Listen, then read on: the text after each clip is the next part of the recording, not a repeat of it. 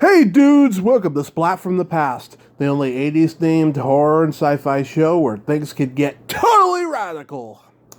Now today, I will be welcoming my third guest from the 1990 remake of Night of the Living Dead, Heather Mazur. Yes, Heather Mazur, who played Sarah, the young girl in the Night of the Living Dead remake. I'm having her on the show today to talk about her memories of making the movie and maybe get into why she waited a long time before pursuing acting professionally again. She's done a lot of TV since like the early to mid 2000s. She's been on so many different shows, and it's going to be great to have her on the show today, on this show, to talk about all of that stuff. And it's going to be super awesome, I think. So yeah, here is my interview with Heather Mazur. Hey Heather. Hey Tommy, how's it going? It's going pretty good. How are you? Good. What's that? I was asking how are you? Sorry, and I'm good. I'm like blasting the air conditioning. I was turning it off. I have a hard time doing more than one thing at the same time. We are good. Everything's okay here. Getting used to the new normal. Oh, that's good. That's good. Yeah, we had some serious wind over here and some fires. Oh man. Well, yeah, I'm in California as well. You're in Los Angeles? I'm in Redding. Redding. Oh, so that's more northern? Northern, yeah. Oh God. So is it just like ashy air and? Yeah. Are you right near the fires? Pretty much, and it can be really hot up here too. Oh Yeah. man, I'm sorry. Yeah. Gosh. It's okay though. Everybody's safe and everything. It's good to hear. It's good. Yes. Good. Yeah, we're in Los Angeles, but I'm not really near the fires. But I do have can't smell anything, but I have ash on my car. Ashes all over my whole vehicle. So it's in the air, and dropping down. Oh wow. Traveling, yeah. Yeah. Yeah. Well, this is such a great honor. Thank you for taking the time tonight. Yeah, my pleasure. My pleasure. I'm glad I could figure it out. It's been quite challenging to have a 5 and a 2-year-old at all times, 24/7. But preschool just started today. We're Zooming everything else for school for my elder, but the little one, I guess, preschool is considered child care, and so they're open, and so that's actually like a blessing just for the whole family, just to get a little bit of a break. She can go to school, the 5-year-old can have some space, mommy can have a second without someone pulling at her, so yeah, things are heading in the right direction. Wonderful. God bless them. So, going back in time, you were very young in Night of the Living Dead. At what age did you start gravitating toward acting? I started out I think my mom threw me in dance class when I want to say 2. I think I was in tap shoes, and I did that whole thing my entire childhood, dancing and the ballet and the jazz and the tap, and then singing lessons came along and piano lessons and then acting lessons probably around 11.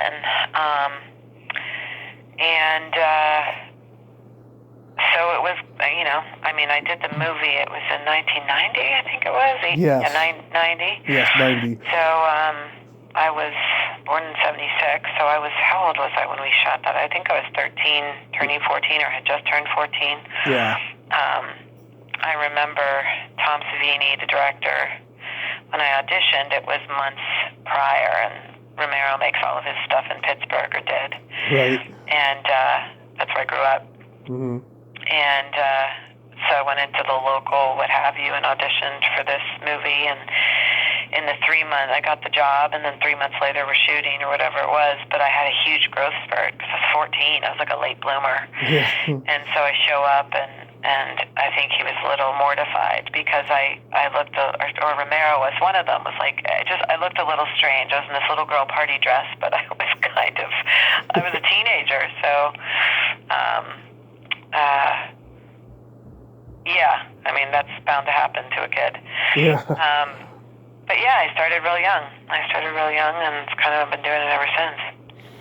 So before you auditioned for the movie, had you done a lot of theater and all that?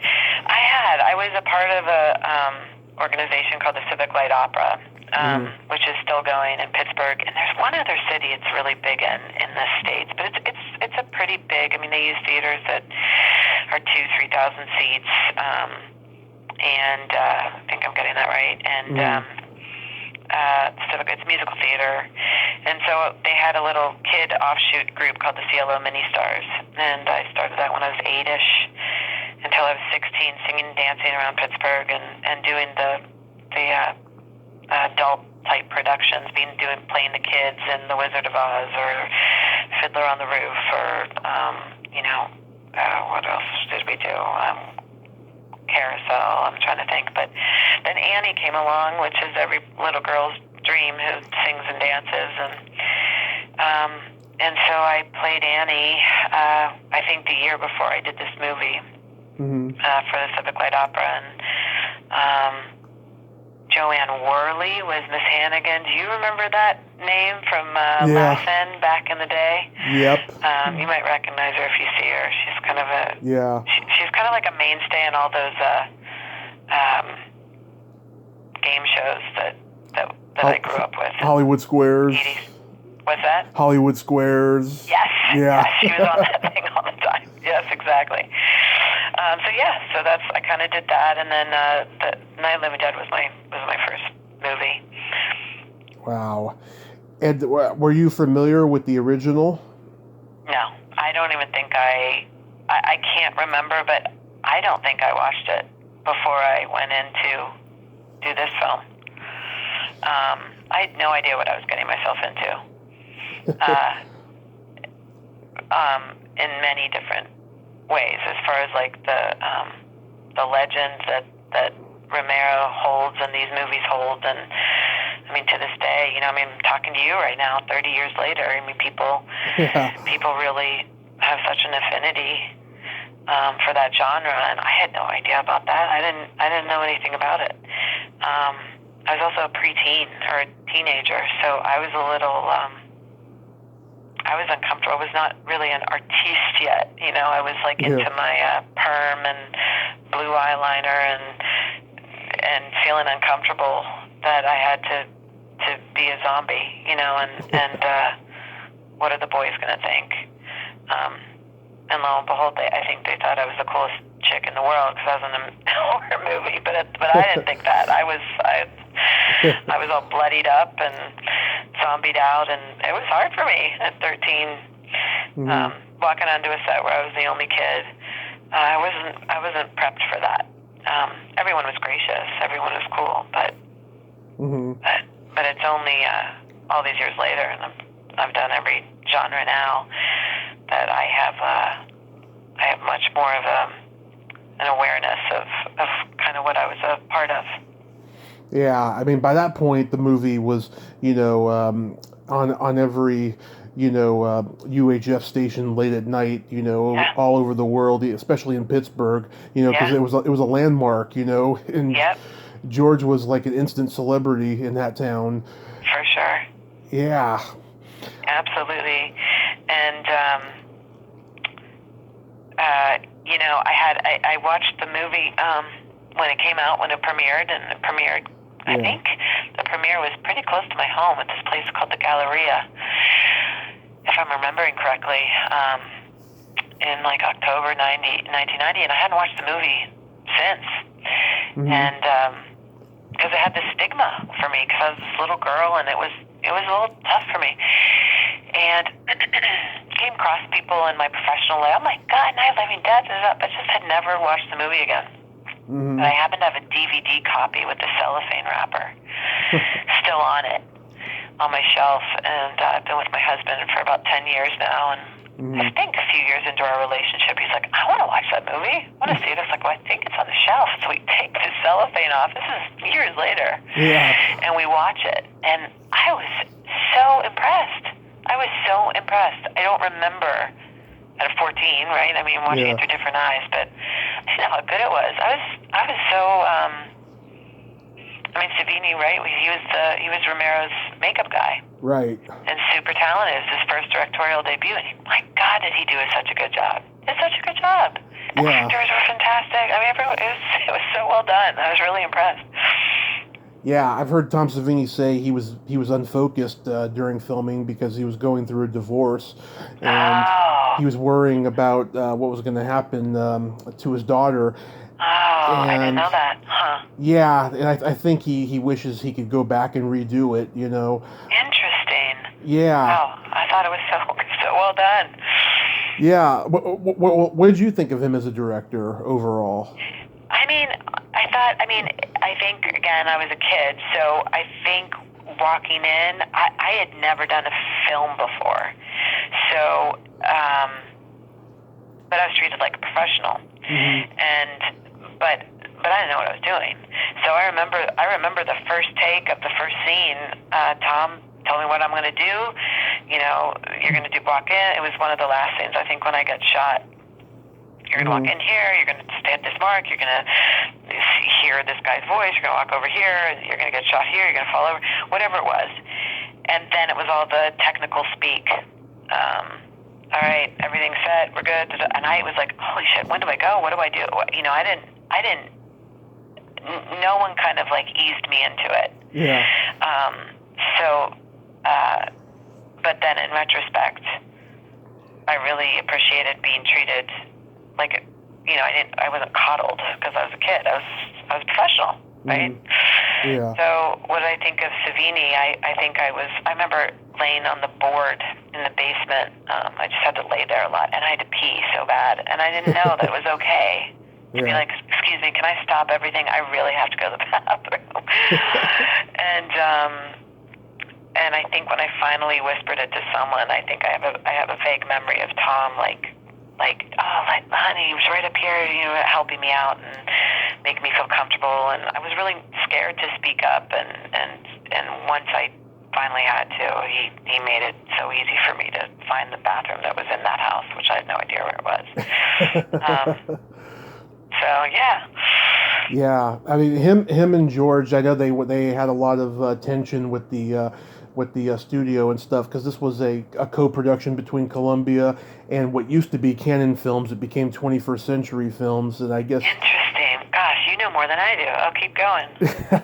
Yeah, and I guess, you know, a big studio like Columbia and a small company like Canon, they just, you know, they were a match made in hell, and so there was a lot of tension, you know, between them all and stuff, you know. Yeah. But Tom, you know, he got drafted to Vietnam, and he was lined up to do makeup for the original, but he couldn't because he went to Vietnam.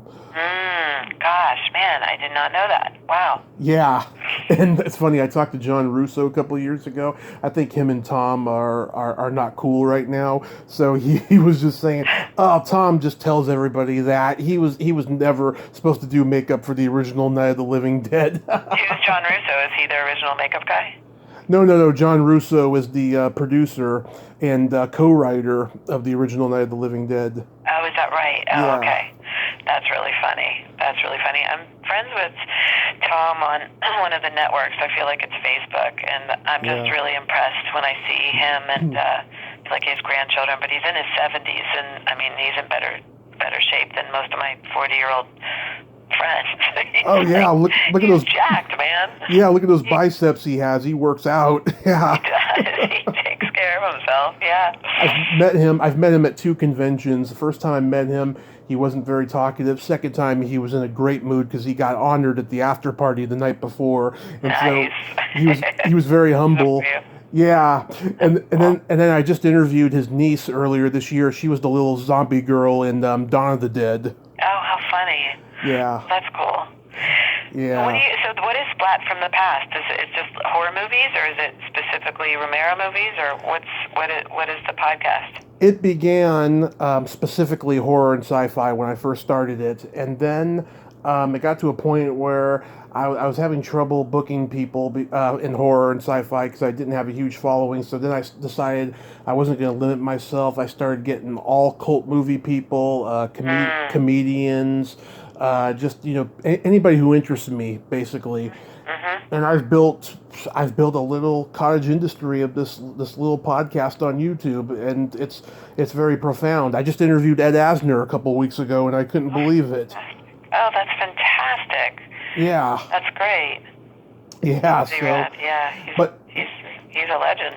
Yeah, but horror and sci-fi still plays a big part of the podcast. And every October, I do like a month-long slam bang of horror guests only, and people really dig it. And I have a great time during that month because Awesome. Great. I feel like I'm a little kid again, in a candy store, and I just remember, getting this obscure horror movie on video when I was a kid. And now I'm talking to somebody in it, Yeah, oh, that's so rad. That's pretty cool. Yeah, I think I really, growing up, and being an adult and living in Los Angeles, I mean, when I first moved here, I think I was like 28 years old, and I was waiting tables at the time, and I certainly look a lot different than when I was 14 years old, and there I am waiting tables, and some guy goes, Heather Mazur?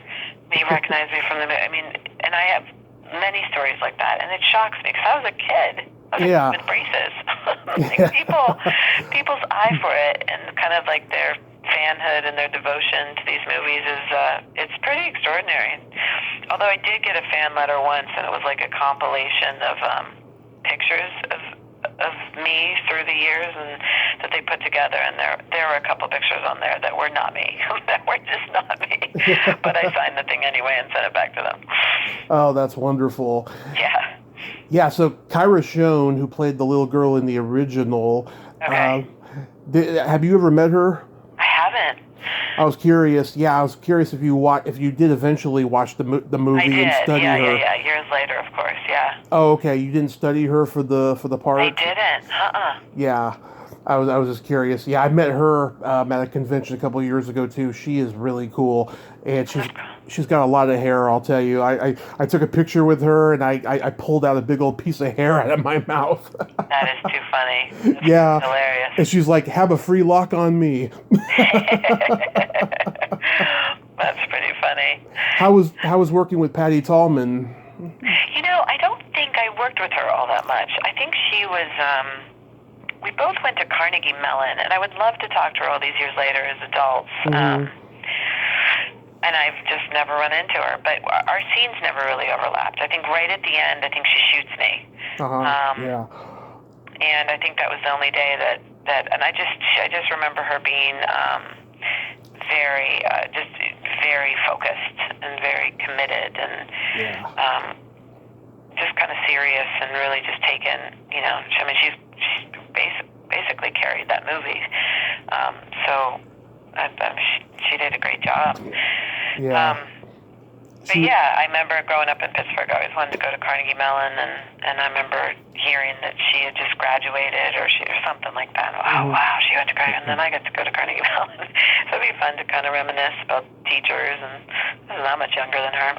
And Tom Savini went to Carnegie too. Did he really? Yes. See? Look at this. I don't know this stuff. That's pretty cool. I did not know that. Yeah, I think he went to the same time as Lenny and Squiggy. What's that? Yeah, I think he went there at the same time as Lenny and Squiggy from Laverne and Shirley. Oh, that's right. I do recall that. Yeah. Yeah. That's pretty funny. Yeah. Patty, she was my first guest of 2020, and she was really wonderful. And I got a lot of views on her show, on her episode, because she promoted the heck out of it.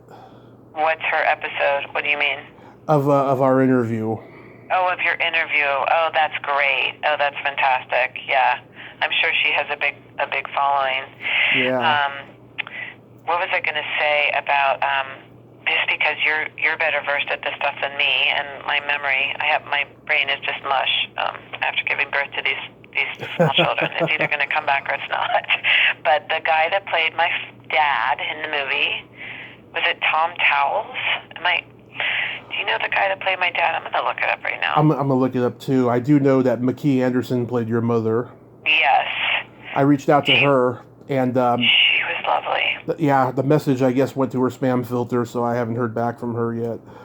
But let's see who played. I think he passed away too, unfortunately. Night of the Living Dead, 1990. I think it's Tom Towles, I want to say. Yes. Being the only kid on set, I'll just tell the story, but he was a little bit of a clown. He was a little bit of a goofball. And as a Tom Towles, is that him? Yeah, he died in 2015. Yeah.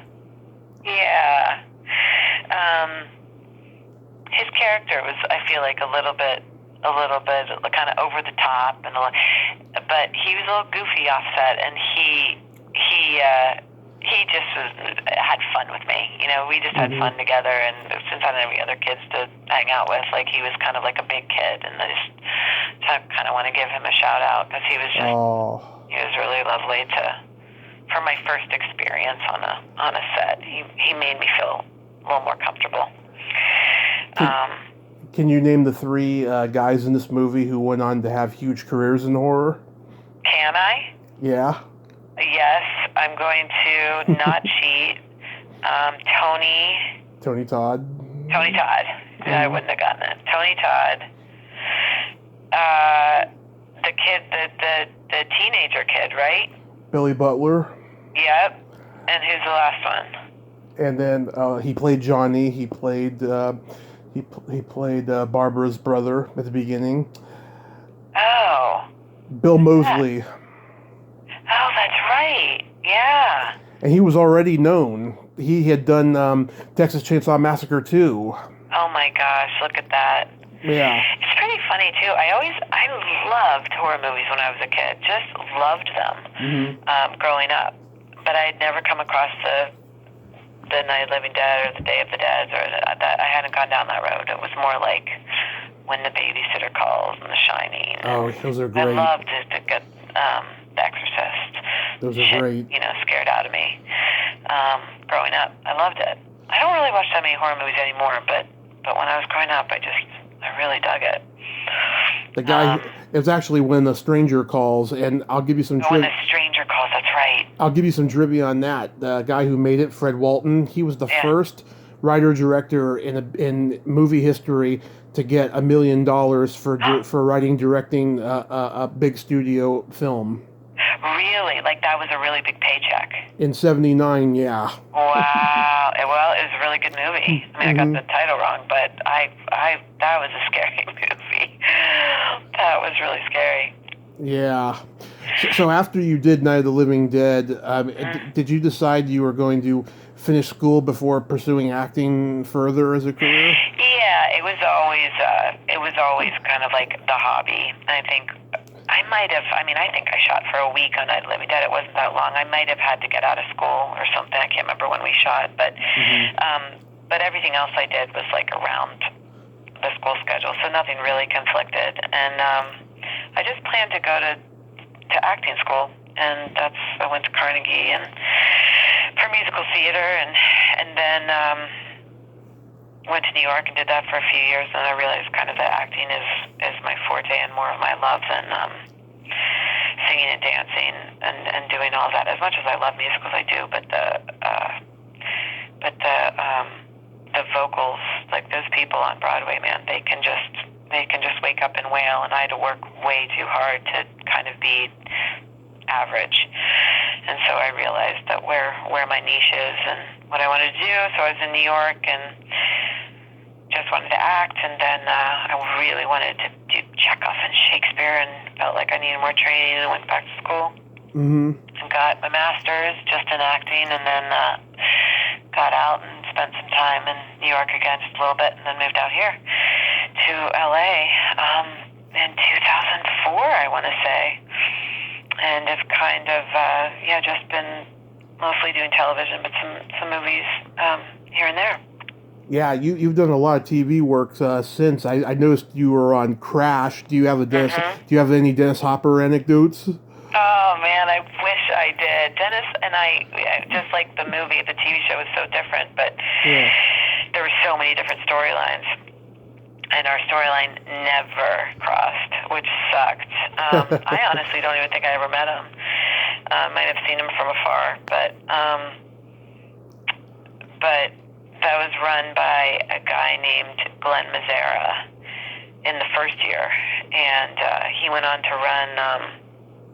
See, mush, it's gone. My brain's gone. But you're going to know. He went on to run The Walking Dead for a few years there. Oh, the yes. show run. I know who you're talking about, yeah. And I'll just shout out to him. Like, I just adore that man. I just adore him. He's just such the real deal, and good guy, and nice human, and was fun to work with and collaborate with. And irony of irony, Dana Ashbrook was on Crash. He's married to Laurie Cardeal's daughter. Who's Laurie Cardeal? Okay, her father was a horror host in Philadelphia back in the old days. He's in both Night of the Living Dead movies, and Laurie is the star of Day of the Dead. Oh my God! Yeah. Yeah, I think Dana came on in the second season of Crash. Yeah, it's wild how paths, cross. Yeah, I see you were on Chance with Hugh Laurie. I tried to be an extra on that show just before I moved out of San Francisco. Oh yeah? Yeah. Oh my God. So I'm like on Craigslist like crazy in the summer of 2016, looking for acting jobs and like extra jobs or whatever I can get. I was lucky enough to get in a music video that year. But I see Chance, they're shooting some episodes, and this one episode was going to be in a restaurant in downtown San Mateo, where I'm from, and they wanted someone to play a waiter. They wanted all these people there to eat in the scene, and I sent out my picture and my resume, and fucking I never heard back from them. I sent it a couple of times, and I'm like, damn, it's just so competitive to even be an extra now in this business. I feel like it's so regulated. I'm not quite sure how it works, but I feel like it's, I want to say like agencies. Yeah. Right? Corporate. That send out extras, and like you have to have I actually am not positive about what I'm talking about, but I do have a friend that did it a lot in commercials, and right. Hearing the kind of hoops you have to go through just for that was surprising. Yeah. I think it's just insane that there's agencies for extras. It's stupid. It's silly. It is. I agree. I'm working on a show right now called Tacoma FD, which is a complete tangent from the horror world. It's the guys that did Super Troopers. Are you familiar with that movie? Oh yeah. Okay. Beer Fest. Yeah. Okay, Broken Lizard dudes. Yeah. So it's their TV show on True TV, and it's a blast working with them and working on that show. But there was a two-parter episode in this last season called The Fireman's Ball, and they need a lot of firemen, to be there. And it's supposedly shot in Tacoma, Washington, even though we shoot in Los Angeles. But we needed a lot of extras, and I guess the budget, they didn't have enough. So what they did was they called Tacoma, Washington's fire department, and said, "You have any desire to be extras?" And of course they were completely game. I think they flew themselves down here. And we had real firemen at the fireman's ball, just like hanging out, and it was like a whole long day affair, as you probably know. How TV and movie shoots go. Yep. And these firefighters, we had to be there bright and early in the morning, and it was at a hotel that we shot, and the bar is open in the next room, and so these firefighters were just wasted all day long. Like literally wasted. But they had a ball. They had the time of their life, and it was like a win-win for everybody. So that was a little bit of a different situation where they opened it up. I don't know if it's legal. They weren't SAG-AFTRA. I think you have to be union to do it, but what do I know? Yeah, I was in a pilot once. They were shooting at a bowling alley that I was hanging out at, and the karaoke host was a friend of mine, and she said, if you want someone to be, if you want a funny singer in the background, get Tommy over there. He's a funny guy. And so the producer talked to me, and she said, the director wants to know if you'll sing Meatloaf's I Do Anything for Love, but I Won't Do It. And I said, sure. And I did it. And she couldn't tell me the name of the script or the network. Oh, really? Yeah, and it never got sold because she was going to email me if it did, and I never got the email, unfortunately. And so if it didn't get sold, she couldn't tell you then what it was? Yeah. Yeah. Oh, bummer. That's too bad. Yeah. There's a pilot out there with me singing in the background. I don't know what it's called, what That is network. too funny. That is too funny. Yeah. So do you have any upcoming projects that you hope to do after COVID? You mentioned that series before. Yeah, this Tacoma FD luckily got picked up for a third season, and that was announced in the last few weeks, and so that was nice for the whole family there to hear that news during these COVID times. It's been a very lean year with everything kind of shutting down, but things are picking up again, which is nice. It's, as I said in the beginning, it's this new normal, and everyone just has to adjust, including the entertainment industry. So we're all adjusting, and we're going back, and so that's coming up, and then I mean, per usual, my whole life I'm just always looking for my next gig. So just auditioning and keeping at it. Well, you seem like you're doing great because God, you got so many TV credits and movie credits since. Oh, thanks. Yeah, I mean, I can't complain. I feel very, very grateful because I think when I was a younger actor, like 20s, maybe early 30s, I went through periods where I was a little more frustrated that I wasn't where I wanted to be, even though I was working. And then it took me a couple years, but man, I got through that. And I love doing what I do. I love it so much. I'm so grateful.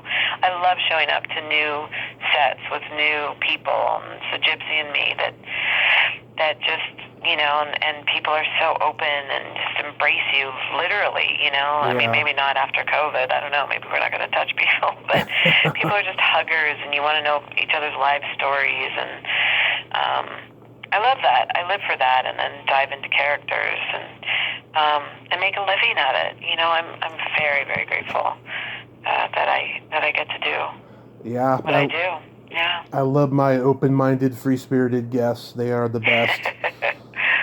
the best. That's cool. So really quickly, Heather, there's this secret silly game that I like to play with guests. Sure. And what this is it's a series of silly slumber party questions. Okay. And how this works is I ask you the question, you answer it, and then you ask me the exact same question and I answer it. Got it. Okay. And it's just pure fun, no win or lose. Okay. Awesome. I love it. Heather, are you ticklish? Very ticklish. Are you very ticklish? I've been known to hit some people in the groin. I'm so ticklish. What's your favorite part of the body? The eyes. It's like you can sear into someone's soul through the eyes. I'll never forget someone's eye color. Like when I meet someone, I know their eye color. Nice. So, what about you? What's your favorite part of the body? The belly button. Why is that? It's just this, I don't know, this sensual middle ground between being a private part and a non-private part. It's very erotic. Pretty good. Yeah. What color are your toenails painted? Oh my God. My toenails are so disgusting. I haven't had a pedicure since COVID, and they're it's like nude polish that I had on from 5 months ago that's like barely, that's on half of my toenail, and it's not even there, but it is there.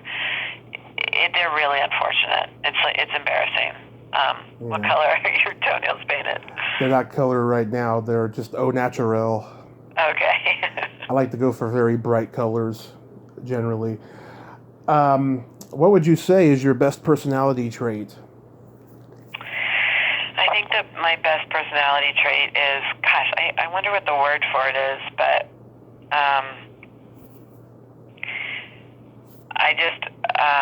what is the word for it? When I meet somebody, it's like, let's get into it. Let's go deep. Let's get into it. I'm not a small talker. I'm not a chit chatter, socially, like witty banter. I'm really bad at witty banter. I can't do it. And I'm very gullible. So someone says something sarcastic and witty, I take them literally, and it goes over my head. but I like that part about me. I always say, like, my favorite thing at a party is if I end up with somebody, sitting on a couch like some stranger. I usually have a glass of red wine in my hand, and and we're sitting there, and we just like open up, and tears are shed. Like, I love it. I love just going deep and figuring out why someone ticks the way they do, where their pain is. I don't know why that interests me so. Some people, I think, thinks that's really weird. I'm not for everybody, but I want to know why, how you're broken. We're all so broken, and the flip side of that is that it's beautiful, and that's part of being human. But I want to know, and I want to empathize and understand. What's your best trait? I have empathy, and I have no filter, and like you, I'm not for everybody either. Right. When I meet non-show business people, I feel alienated because I offend a lot of people. But when I meet show business people, it's just like I'm part of the gang, Like, yeah, for sure. I fit in, And I think that's a wonderful quality to have. So basically, you're saying that you're very forward, and you like to break the ice. I do. Yeah, I want to just get into it. Who is it? Pete Holmes. Is that his name? Do you know that guy? Yeah. Comedian? Pete Holmes. Yeah, Pete Holmes. I got into him over the last year. I haven't listened to his podcast in a while, but I think that's what he says. Let's get into it. I think that's what he says. That's how each podcast starts. And that's why I like him, because he goes there.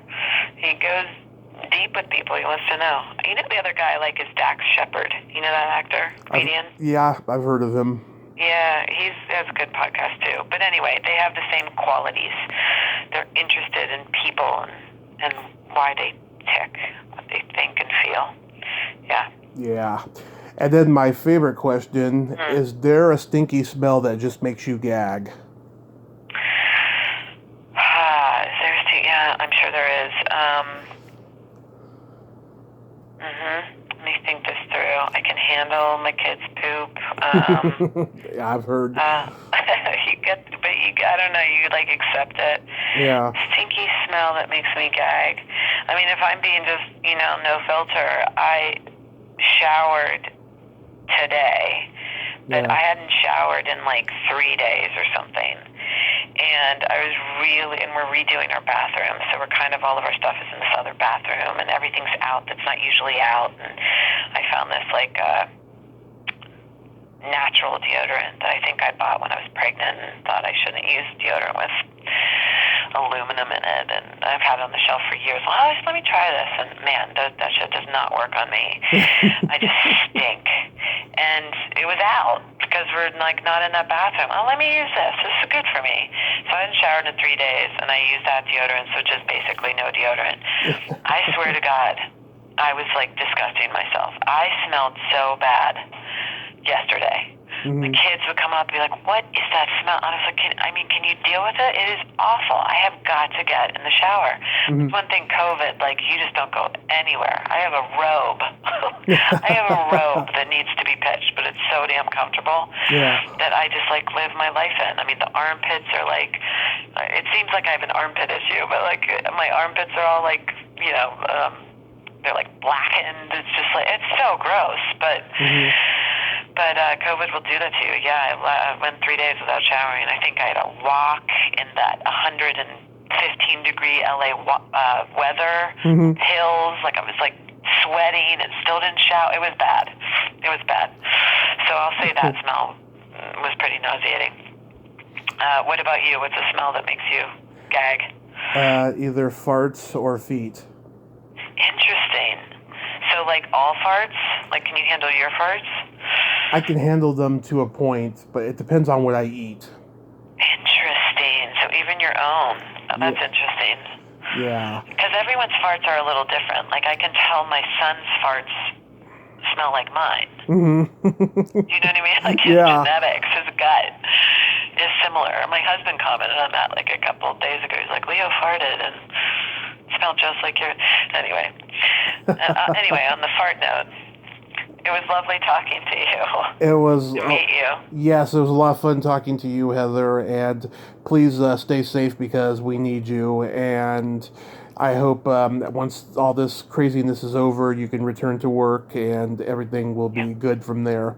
Thank you, and stay safe to you as well up near those fires. Man, I hope that they get under control soon. We looked like we were going to get some serious rain today, and I don't think it happened. It was so overcast and cloudy. And is there anything in the forecast for you up there? I don't know too much. I just know that yeah, I mean the fire it's getting detained a little bit. Okay. I mean it's not the sky is not as red as it was last week or the week before. It actually looks pretty good, but it's still pretty smoky though. Man, yeah. Well, take good care of yourself. I will. And keep on doing what you're doing. You seem to love it. I do love it. Thank you so much, Heather. And You're welcome. You're welcome, Tommy. Okie doke. Have a good night. You too. Okay. Bye-bye. Bye-bye. Well, there you have it. Heather Mazur. Ain't she a sweetheart? Oh, my God. What a lovely, awesome, cool chick she is. I enjoyed talking to her. And I am so blessed with the guests I get. I know you're all sick and tired of hearing me say that, but it's fucking true. I love the guests that I talk to. If you like this video, everyone, please subscribe to my YouTube channel. Add me as a friend on Facebook. Join my Tommy Kovac comedian page on Facebook. Follow me on Twitter and Instagram and all that fun stuff. Well, that's all the time we have this week on Splat from the Past. Until next time, this is Tommy Throwback Kovac saying, there's no shame in living in the past because the present sucks. Later, dudes.